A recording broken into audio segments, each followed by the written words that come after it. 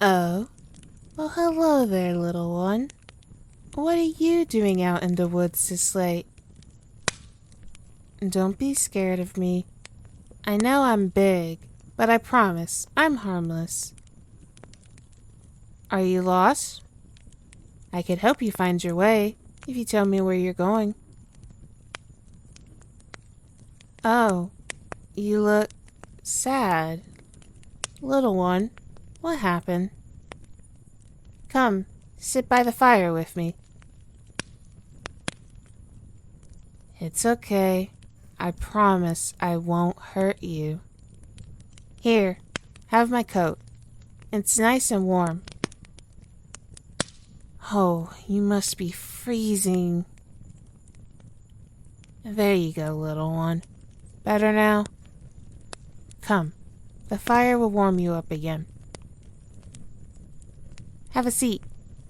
Are you hungry? And that's all right. I have a little left over. There you go. Have some food and a nice warming cup of tea. May I sit with you? Now eat, little one, and be careful. Don't burn yourself. If you don't mind, you can tell me what brought you out here after dark. With such little equipment, you look like you ran away on a whim. You did, didn't you? Did you have trouble at home? Shh. Little one, I apologize for prying. Don't cry. You're safe now. You don't have to talk unless you want to. I'll keep you safe. You'll be okay. Oh, you poor, poor thing. You can sleep here for tonight. Tomorrow, I can take you to the next town over. There, we'll find you work and a place to stay. Sound good? And don't worry. I'll make sure you sleep safe and sound tonight.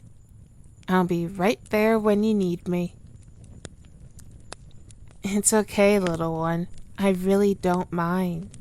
I'm just glad I can help. It must be terrifying running away like this and in the middle of the night. You're lucky you stumbled across me, rather than a camp of thieves. I might not have much left to share, but I am more than willing to give whatever I do have. I can handle myself. I don't need much to survive. Don't worry, little one. You really aren't giving me much trouble. Now eat, and let the warmth of the tea comfort you. Everything is all right now. How do you like the food? Is it good? I'm glad you like it. It's nothing special, but it's enough to fill an empty stomach. And the warmth should help you keep calm a little. I always find eating takes the edge off of difficult situations. Your body is so busy, so it's a good distraction. For now, just focus on the flavors. Focus on the sound of the firewood crackling. Hear the wind rustling through the trees. And you want to tell me what you can see? If your mouth isn't full, of course.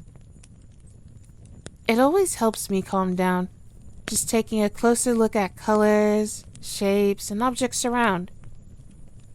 Sometimes you can even find little animals hidden between the leaves. Or, every now and again, you notice shooting stars as they pass. Look, there's one right there. Make a wish, little one. Hopefully, it'll come true. Are you still hungry? No? That's good. Just hand me your bowl. I'll take care of it. Are you sleepy at all? You look exhausted, little one. If you need comfort during the night, I could offer that. I've trained my body to be on high alert when I sleep. And I've rested enough to stay awake through tonight and guard you, if that's what you prefer. Cuddles? Alright, little one. Here, I always have a few extra blankets on me. They do take up space, but they barely add any weight. See? When I lay them out like this, they're almost like a bed. Is it okay if you keep my coat for warmth? It's definitely big enough to work as a blanket for you.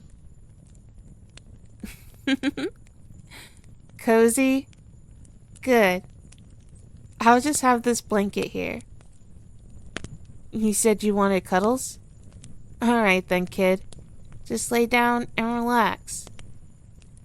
You're safe. I'll keep you safe, little one. Everything will be okay.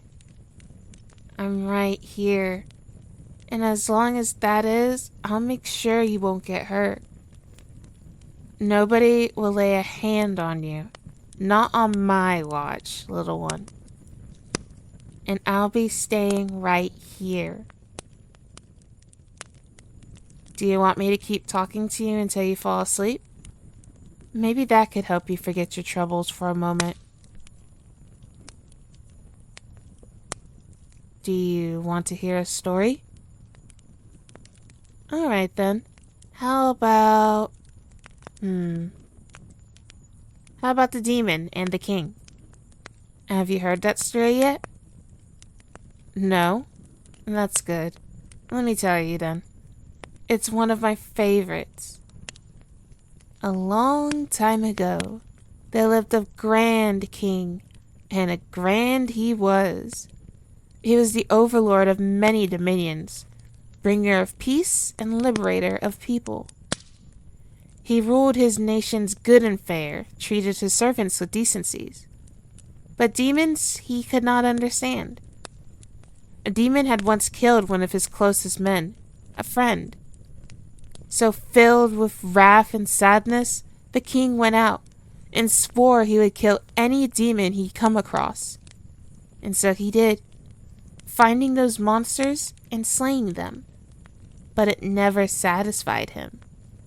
He never felt as though his friend had been avenged.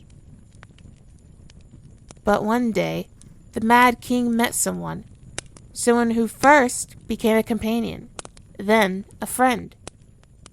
And after some time with his new friend, the king was finally beginning to smile again, letting go of his madness and anger. He was finally able to find his old self, kind and gracious, but his hate for demons lingered. Eventually, his close friend stepped before him, kneeled and said, racked with guilt, "My dearest friend, you have become someone so important to me. I cannot keep lying to you like this. I love you, dear friend, but I have not been honest about who I truly am." And so, the dear friend revealed themselves to be a demon. All this time, they had been what the king hated so passionately. The king was filled with rage and screamed, "So I was nothing to you?" "Dearest king, you're everything to me," replied the demon, and so they cried. Because the king finally realized what he had become. A mere shadow of his former self. For the act of a single demon, he had slaughtered innocents, families, mothers, children. And so, he too fell on his knees, and he cried, holding his dear friend close, begging for forgiveness. For he too had lied to himself. He had seen himself as righteous and fair, but now he had come to realize he himself had become the thing he hated the most. A vengeful demon, killing without mercy or reason. That very day, the king gave up his crown, so that now his kindest daughter would rule the land. She was truly generous, and later went on to marry a demon, ruling peacefully over their domain. And the king? He lived the rest of his life pained with regret, but beside the person he loved the most, his dearest friend. They died together, now lay buried in the same grave. He had been a good king to his people, and in the end, he got to be a good partner to his beloved. But he never forgave himself. I like to think he is now a ghost, protecting good-hearted demons to make up for the suffering he caused in his lifetime. Now sleep well, little one, and regain your energy. Sweet dreams.